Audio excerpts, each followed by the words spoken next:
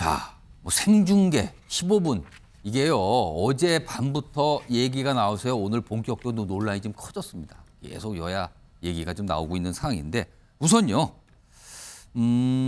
우리와 관련돼 있는 두 나라 미국이 있고요. 중국이 있습니다. 뭐 초강대국들이죠. 근데 우리를 향해서 각각 뭔가를 압박하는 얘기를 다 하고 있습니다.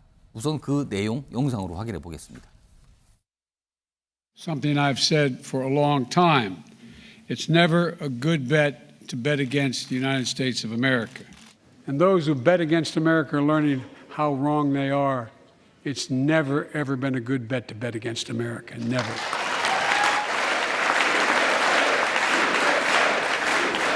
미국이 전략으로 중국을 압박하는 상황 속에서 일가에서 미국이 승리할 것이고 중국이 패배할 것이라는 그런 베이팅이 하고 있는 것 같습니다. 하지만 이는 분명히 잘못된 판단입니다. 자, 여기 보시면요. 화면 좀 제가 소개해 드릴게요. 어제입니다. 싱하이민 주한 중국 대사.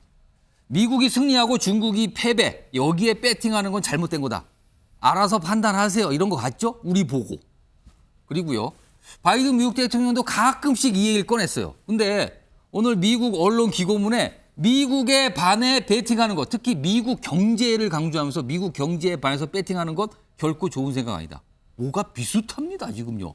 서로 본 건가요, 이걸? 이런 얘기한 거를? 자, 결국엔 싱하이밍 대사는 중국에 배팅하라. 바이든 대통령은 미국에 배팅하라.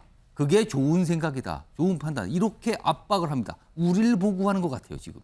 자, 그럼 윤석 국민의힘 대변인 나와 계시고요. 민주당 소속이신 김현정 지역위원장 나와 계신데요. 제가 조금 어려운 질문 드릴게요.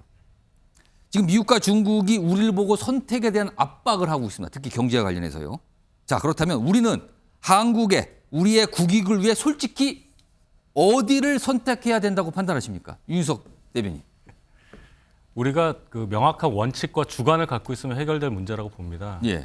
국가를 운영함에 있어서 우리가 추구하는 가치가 과연 어떤 나라와 협력하는 것에 따라서 더 실현 가능성이 있느냐 이 점을 봐야 되지 않겠습니까? 예. 그럼 중국이 지금 추구하고 있는 가치 그리고 그 체제 그리고 미국이 추구하는 가치와 그 체제 그것과 우리가 추구하는 것이 얼마나 맞느냐 이 점에 따라서 결정을 내릴 것이고 그 대답은 뭐 국민들께서 잘 아시리라 저는 판단합니다.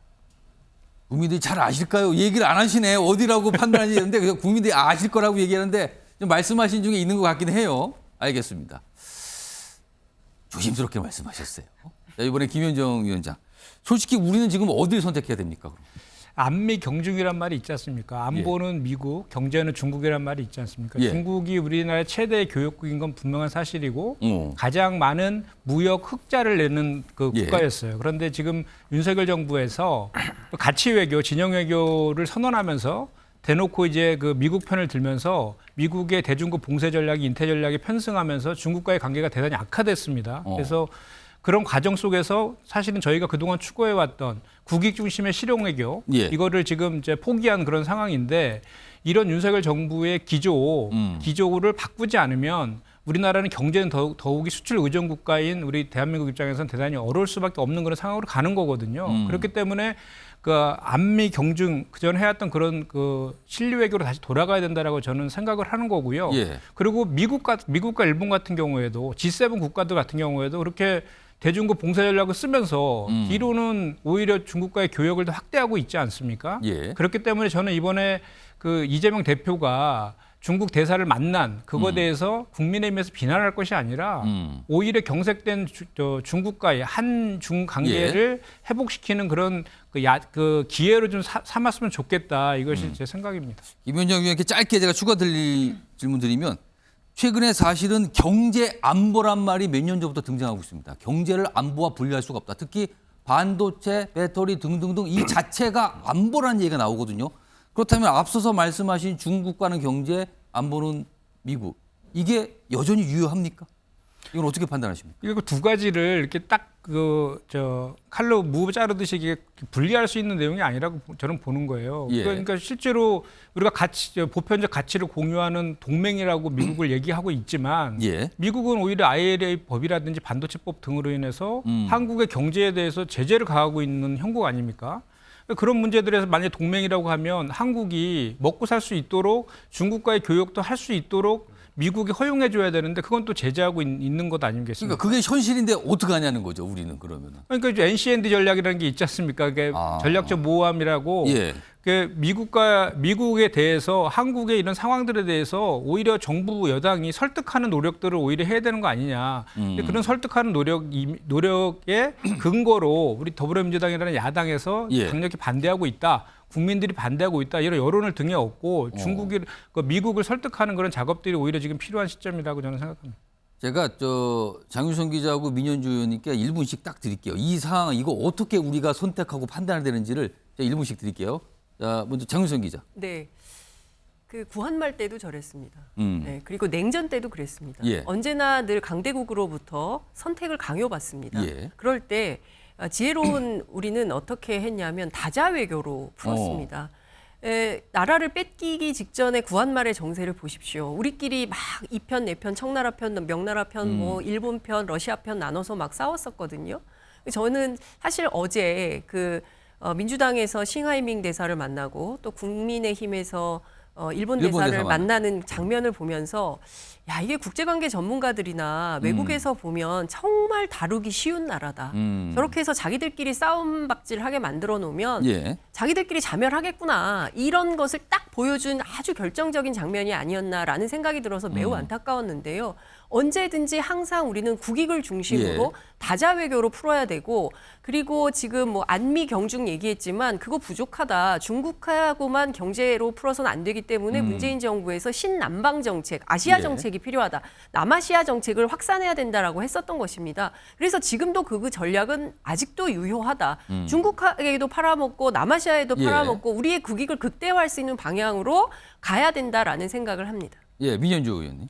사실은 이게 지금 냉전 얘기를 하는데요. 신냉전이라고 하는데요. 예. 이게 소련이 살아있던 때의 그 이념 냉전 시대와 지금의 냉전 시대는 좀 다르다고 봅니다. 지금은 아까 앵커께서도 말씀하셨지만 경제 안보라는 얘기가 예. 나왔기 때문에 어떻게 보면 그 당시에 과거 1980년대에 이념 냉전 시대보다 더 어려운 선택을 해야 되고 더 어려운 외교 전략을 써야 되는 때라고 생각을 하는데요. 그럼에도 불구하고 지금 상황에서 사실은 확실한 우방 국가나 확실한 우방 진영과의 연대가 안 된다면 사실 이런 신냉전 시대, 경제와 안보가 굉장히 복잡하게 얽힌 시대에 정말 우리나라가 외톨이가 되는 그런 상황에 처할 수도 있다라는 생각이 들고요. 이런 측면에서 지금 윤석열 정부가 굉장히 큰 어려운 과제를 안고 있고 그래서 뭐 윤석열 정부도 중국하고도 잘 지내고 싶고 미국과도 잘 지내고 싶지 않겠습니까? 그런데 지금의 세계 상황에서는 사실은 과거의 이념 냉전 시대와는 다르게 확실한 우방 벨트가 있어야 된다. 그래야만 중국이나 러시아와도 협상을 하거나 아니면 뭐 보이지 않는 테이블 아래에서 외교 전략을 펼 수 있지 확실한 우방이 없는 상황에서 이다리 저다리 다 걸쳐놓고 있으면 정말 그야말로 한국이 한반도에서 외톨이가 될 수밖에 없는 그런 위기에 처할 수도 있겠다라는 생각이 듭니다. 우리 상황이 좀 답답한 게요. 워낙 덩치가 큰 강대국들 사이에 끼어 있는 데다가 우리는 정권이 바뀔 때마다 노선이 달라지는 경향을 보이고 있다. 이런 지적을 끊임없이 받고 있거든요. 역시 그런 모습이 아닌가 싶은데요. 이 주제는 뭐 이 정도 하고요. 어제 사실은 이재명 민주당 대표가 주한 중국 대사를 만났거든요. 이 만남 자체에 대해서 지금부터 좀 다뤄보겠습니다. 우선 영상이 있습니다. 보시죠. 아유 정말 반갑습니다. 아주 뭐 공간이 보기가 좋은데요. 현재 중한 관계가 많은 어려움을 부딪혔습니다. 솔직히 그 책임은 중국에 있지 않습니다. 일가에서 탈중국화 추진을 시도한 것이 더욱 중요한 원인이라고 생각합니다. 중국 국민들은 일시 단결해서 시진핑 주석의 지도하에 위대한 중국梦을, 중국 꿈을 실행하자는 그런 결심을 잘 모르시는 것 같습니다. 단언할 수 있는 것은 현재 중국이 패배를 배랑하는 이들이 아마 앞으로 반드시 후회는 되지 않을까 하는 것입니다. 다음 보겠습니다. 어제 싱하이민 주한 중국 대사가 말한 것 중에 가장 핵심이 됐던 내용이 있죠. 뭐 지금 우리하고 중국 관계가 좋지 않은 거 이거 중국 탓 아니다. 그럼 우리 탓이 되는 거거든요. 일단 그 얘기가 있었고요. 그리고요. 미국이 승리하고 중국이 패배할 것이라는데 베팅하는 거 이거 잘못된 것이다. 그리고 후회할 거라고 했어요. 후회할 거다. 우리가 후회할 거라고 들렸죠. 그러자 우리 외교부가 오늘 비상식적 도발적 언행에다 경고하면서 이 싱하이밍 대사를 초치했습니다. 외교부로 들어오세요 라고 항의를 한 거죠. 뭔가 좀 덧났어요 지금 이 상황. 자 일단 윤석 대변인 어제 저 만나면 일단 관저에서 만나죠. 초청 형식이고요. 그리고 이 만남에서 이 싱하이밍 대사가 얘기하는 거 15분 동안 읽었거든요. 근데 이거를 민주당이 유튜브 채널을 통해서 생중계를 했습니다. 이거 어떻게 봐야 됩니까? 뭐 민주당에서 싱하이밍 대사가 저런 내용으로 15분 동안이나 얘기할 줄 모르고 중계했다고 저는 믿고 싶습니다. 일단 중요한 것은 중국 대사하고 중국을 분리해서 우리가 봐야 된다고 봐요. 지금 저 싱하이밍 대사는 중국 외교부 입장에서도 결코 중국 외교에 도움이 되는 행동을 했다고 평가하지 않을 거라고 봅니다.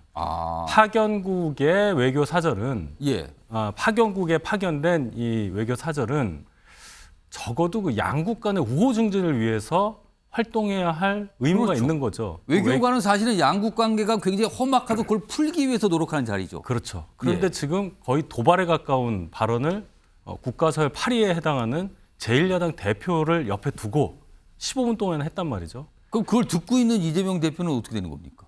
그러니까 이재명 대표가 좀 아쉬운 것이 아무리 야당의 대표라 하더라도 결국은 우리나라의 정치인을 만난 거니까 우리 정부와 우리 국가 전체적인 차원에서 뭔가 항의라도 하셨어야 된다고 봅니다. 가만히 듣고 계실 게 아니라 한국말을 잘하고 있으니까 통역 없이 바로 들으셨을 거 아니에요. 아무 반응이 없었다는 게 아쉬웠고 따라서 이 싱하이밍 대사의 저런 발언이 우리가 지금 감정이 굉장히 격앙돼 있는 거긴 하지만 조금 더 냉정하게 생각하면은 아까 말씀드린 대로 중국과의 관계를 저 중국 대사의 발언 하나만으로 우리가 재단해서는 안 된다. 더 냉정하게 생각해야 될 지점이 있다. 이 부분을 꼭 명확히 하고 넘어가야 되는 지점이다. 이렇게 저는 생각합니다. 그러니까 외교를 하려는 주한 중국 대사인데 그게 중국의 국인에 맞습니까라는 지적을 해 주셨어요. 이게요. 지금요. 이런 상황인데 어제 이 모습과 관련해서요. 정치권 가만히 있지 않죠? 뭐 각각 얘기들이 좀 내놨는데요. 그 내용 좀 확인해 보겠습니다.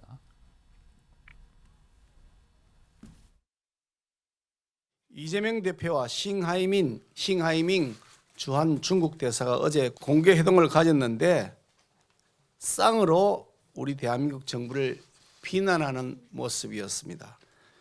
싱하이밍 대사가 준비한 논거를 꺼내 들고 작심한 듯이 우리 대한민국 정부를 비판하는데도 이재명 민주당 대표는 짝짝꿍하고 백댄스를 자처했습니다.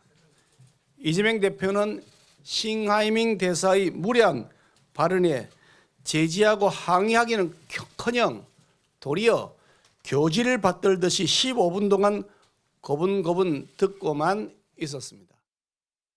그거는 훈계 씨가 제가 보기에는 지금 일부 언론에서 이제 그런 부분을 자꾸 지적을 하는데 그야말로 그거는 본질을 흐리는 내용이라고 생각을 합니다. 그 훈계라는 것도 말이 안 되고요. 그 이재명 대표에게 싱하이밍 대사가 훈계식으로 얘기했다. 그렇게 생각하지 않고 저도 개인적으로 싱하이밍 대사 잘 아는데 그렇게 훈계적으로 얘기할 만한 그 인품을 가진 분은 아닙니다.